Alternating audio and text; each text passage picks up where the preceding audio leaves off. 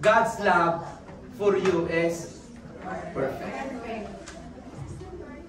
Kanina, God's love for you is matatag. Ibig sabihin ng matatag, mga kapatid, hindi nangiiwan, hindi nagbabago yung kanyang pagmamahal, hindi siya moody-moody. Hello? May mga taong nagmahal, moody-moody. Minsan malambing, minsan magalitin, minsan sweet, minsan nagbibigay, minsan madamot. Hello? Pero yung pagmamahal ni Lord, matatag, unchanging, constant, at faithful. Di ba? Yun yung ibig sabihin ng steadfast love. Kaya, wala ka nang hahanapin pa. So, bakit mo iiwan si Lord? Huwag mong iiwan si Lord. Dahil pag iniwan mo si Lord, hindi ka na makakahanap ng kagaya niya. Amen. Pag sinabi mong perfect, anong mapupunta sa isip mo? Wala ka nang hanapin. Ha? Walang kulang. Kailan ba nagkulang si Lord sa'yo?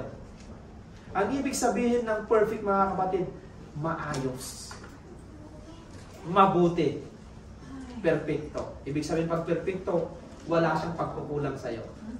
Sinong nagkaroon ng karelasyon dito na laging may pagkukulang at nagrereklamo ka? Baka ko saraduhan ito.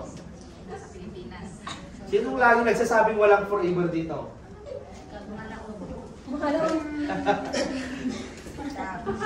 Ha? Sige, sabihin nyo na. God is absolutely, completely perfect. Yung pagmamahal niya sa ating mga kapatid.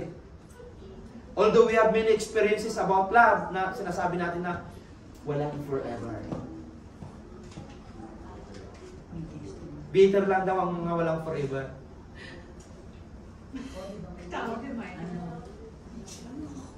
Sino kaya sisihin natin, no? Kapag yung partner natin nagkamali tayo ng pan.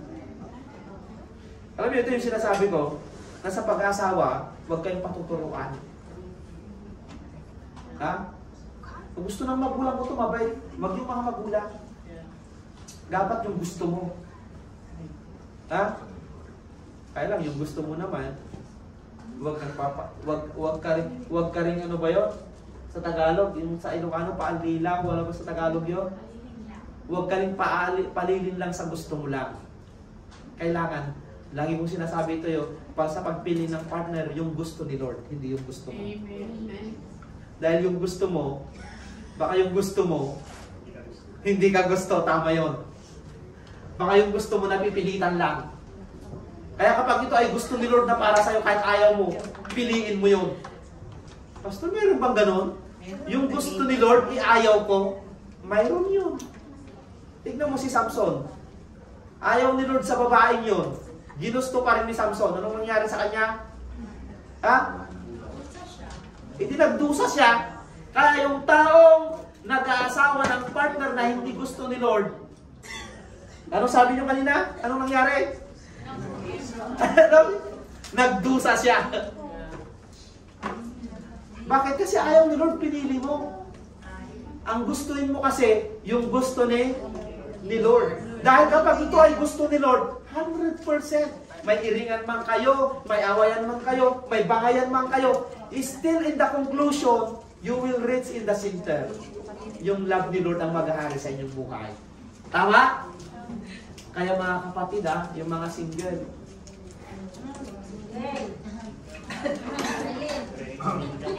mag-pray kayo para sa forever nyo. Para hindi sa hinarap na lagi siya sa, ay ako kung alam ko lang. Sana hindi na kita pinakasalan. Marami na akong narinig niyan. Please lang. Huwag na kayong dumagdag, yung mga single. Di ba? Huwag trying hard. Yes! Because I am happy if you find a partner na talagang binigay ni Lord para sa inyo. Dahil kami mismo ay makikisaya sa inyo. Di ba? Dahil kapag nakita namin na kayo ay nagdurusa, kami also ay nakikidalamhati. O, di ba? So, are you sure to your partner sa mga may partner na? Oh, yes, amen. Kaya kung may partner na kayo, ngayon, mahalin nyo na sila. Don't throw them. Because andyan na yan, ipakita nyo na kay Lord na mahal nyo sila. Nasamahan kayo ni Lord, i-bless ni Lord, at ayusin ni Lord. Tama? Kaya po mga kapatid, the love of God for us is perfect. Kailan nagkulang ang Diyos? Kasi human being, it is tinted by expectation, condition, ano pa? Ganun ang love dito sa mundo eh. Pero si Lord wala siyang ini-expect sa'yo. Wala siyang condition sa'yo mga kapatid. Mahal na mahal ka talaga ni Lord mga kapatid. Dito mga kapatid, unlike human love. Ang human love, ano yung naka-experience? Nangiiwan. Ano pa? Ang human love, ano pa? Nagpapabaya. Kaya nga yung iba, nakabuntis, di man lang masuportahan. Di ba? Kaya mga single mother umiiyak. Eh, kasalanan ba ng bata yun? Sino may kasalanan? Ha? Kasalanan ng tatay. Sisihin mo pa yung tatay? Ikaw nagdidesisyon ng buhay mo, hindi yung tatay. Di ba? Kaya may pumupunta sa akin, naghihingi ng advice lang yung sinasabi. Tanggapin mo dahil ikaw nagdesisyon. Tama? And you need to move on forward. Amen? Eh, hindi naman natin pwedeng gamitin kasi yung nasa huli ang pagsisisi. Talaga naman tayo nasa huli, wala naman sa unahan, di ba? Kaya, if you take a decision, include the Lord always, mga kapatid. Kasi, ang pagmamahal dito sa mundo, nanluluko. Sino nasubukang naluko? Gusto akala ko, ako lang. Di ba?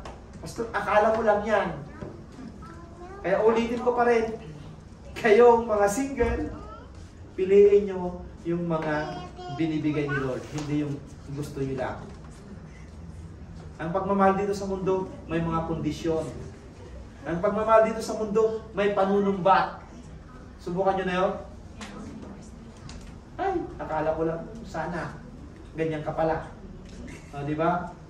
Ang pagmamahal dito sa mundo, nananakit. Sino bang nasaktan dito? Napaghampasan ng kamay ng asawa. Pinagsalan ng pinto. Baliktad naman yung babae ang nananakit, yung lalaki ang sinasaktan. Yun naman nakakatakot naman yun. Ang pagmamahal dito sa mundo, nagpapakasa. Sino yung pinaasa dito? Pero walang napala. Ang pagmamahal dito sa mundo, naninira pa. Diba? Kaya nga minsan may mababalitaan ka nagpakamatay dahil sa pag-ibig. Dahil sa pag-ibig, pumatay. Diba? May mga balitang ganyan. Totoong nangyayari yan. Dahil sa pag-ibig, nagpakamatay. Dahil sa pag-ibig, pumatay. So ano yung saan yung tama doon? Saan yung katarungan doon? Wala. Dahil hindi nila alam i-apply yung tinatawag na love sa buhay nila. So mga kapatid, the love of God for us is perfect. Ang pagmamahal ng Diyos sa atin, kumplitong-kumplito yan. Tingnan natin. Bago natin saraduhan. Ayan. By this love perfected with us, so that we may have confidence for the day of judgment. Because as also are we in this world, there is no fear in love. But perfect love casts out fear. Totoo naman. Pag perfect love talaga, wala kang katatakutan. Di ba? Wala kang panghinayangan. O, di ba? Kaya hanapin nyo yung perfect na nagmamahal sa inyo. Hello? O, perfect ba yung partner mong nagmahal sa'yo? Perfect ba yung kaibigan mong nagmamahal sa'yo? Wala namang perfecto dito sa ibabaw ng lupa, pastor. Tama naman. Hello? Hindi pala naka-switch. Basta kayo walang naan ba? Kanina lang. Ulitin natin. Ulitin ko mga kapatid, the love of God for us is perfect. Tingnan po natin yung isang quotation na nabasa ko. Though we are incomplete, God's love us completely. Though we are imperfect, God's love for us perfectly. Amen.